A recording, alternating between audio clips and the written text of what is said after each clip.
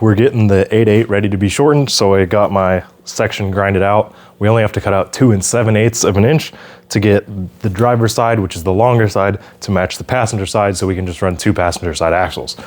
So I'm gonna mark up where I need to cut. I already ground it out. I'm gonna mark up where I need to cut that section out, and then we'll get to welding. So to be sure that I'm perfect, I'm getting my calipers. 2 7/8 is 2.875. Okay, and we're just gonna mark close to the edge on this side, and we're just gonna tape all the way around it and line up the tape. If we can.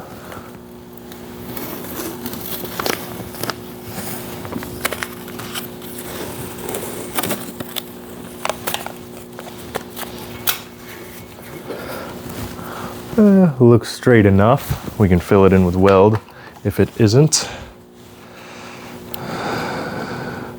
2.875. Go very, very slow. There we go.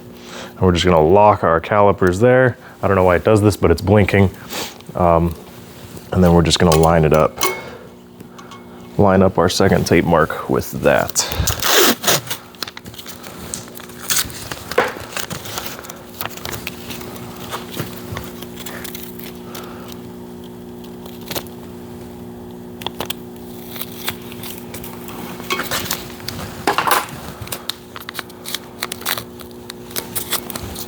That is very bad.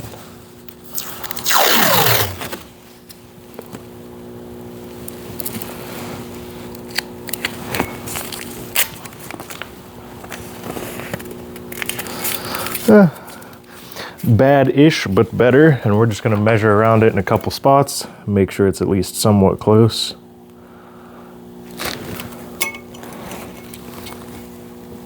That is not close at all. So we're gonna retape. It might be easier to do something like electrical tape. Break out the very, very old electrical tape.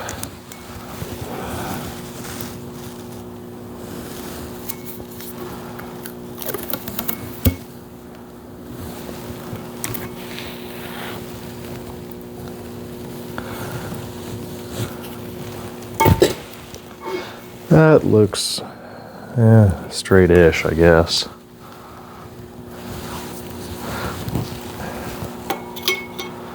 Go 2.875.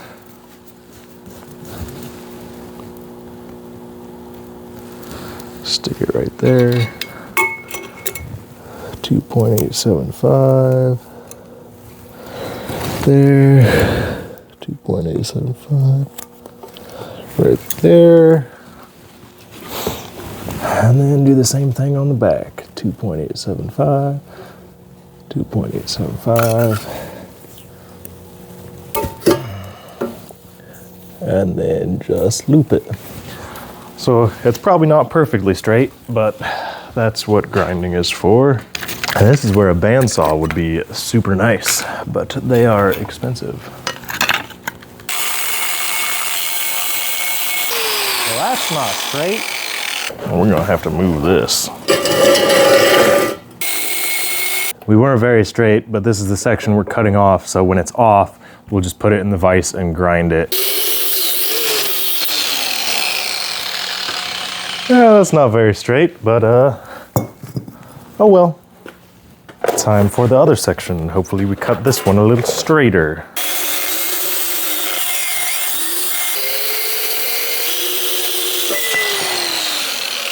That looks a lot straighter. Not perfect, but good enough.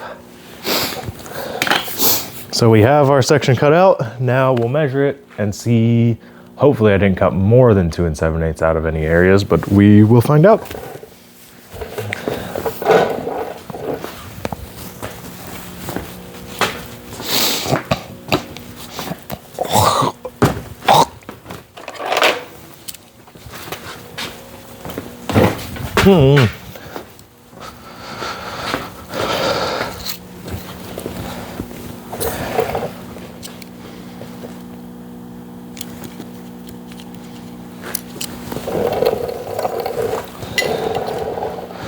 So this is 2.874 and a half.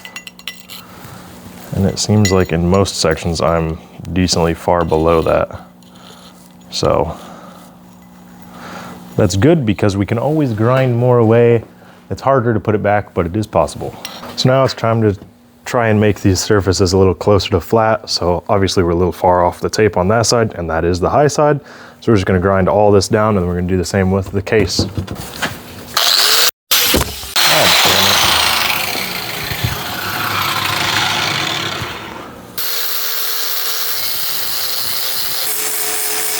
So now what I'm gonna do, I'm gonna measure the passenger side, and because we want this side to match the passenger side so we can run 2 passenger axles. So from flange to the center, it is almost dead on 17 with rust. So we're gonna try to match that on this side. But first we're gonna bevel the edge so that way our weld actually gets some penetration instead of just sitting on top.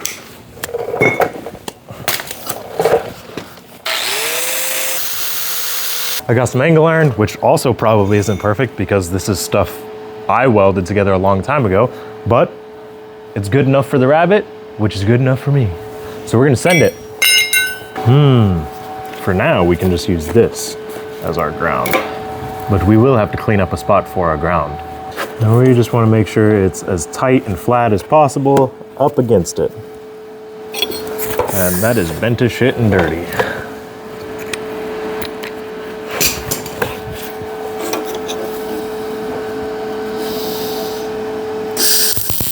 Oh God, it was on grind. I am completely blind now. Take 5. Okay, now that I'm not blind again, let's try take 2. We'll do the other side and then we'll rotate it. I really want it to be like perfectly opposite. I want to get it far back enough that it's not on the edge, the start of the bevel, so that way it's perfectly straight, which now it is.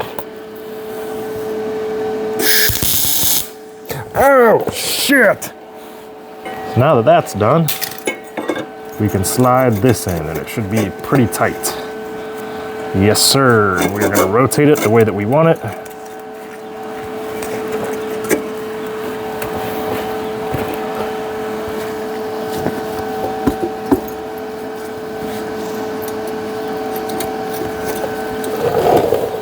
What is holding us up? Nothing. That is where they touch. And that is how we want it. So now we're gonna do our measurements because we have a decently big gap in there. And I'm decent at jumping gaps, but I don't know about one that big. I might have fucked up. That is at 17 at the weld on the back of that.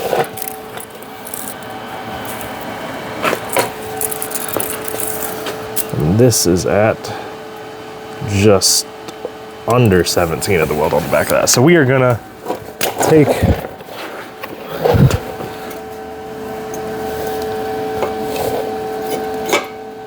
this back corner right here, and we're gonna lower that a little bit. Oh shit. Okay, so I didn't show my first tack because I kind of had to two-hand it, hold this and tack it in place. But now that we have one, we're gonna do a couple on the other side and then we can cut these off because we don't need them anymore.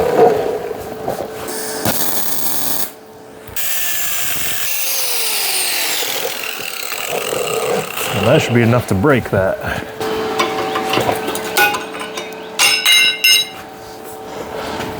I don't know about this bottom one. I think I might have to get... Oh, there we go. Now we're gonna do it in patches so we don't overheat or blow through anything. But yeah, we'll just clean up this so we have a ground point and get to it. Give it a little scuff and maybe a once over with the grinder, but should be good. I lied. We're just gonna squirt some juice on it and send it.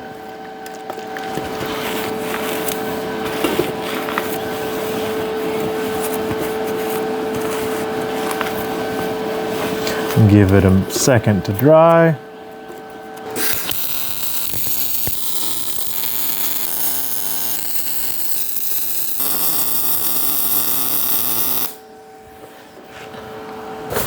Okay, so that is welded all the way around. We're gonna let it cool off tonight and then we will grind everything flat tomorrow. But for now, that is how you shorten an 8/8. Be sure to follow along because next time, Jeff, who you'd know if you watched a bunch of my previous videos on TikTok or YouTube, is gonna be helping me build this 8/8 because he is very old and wise and the master of rebuilding Ford 8/8s. So if you wanna see some of his mastery, follow along.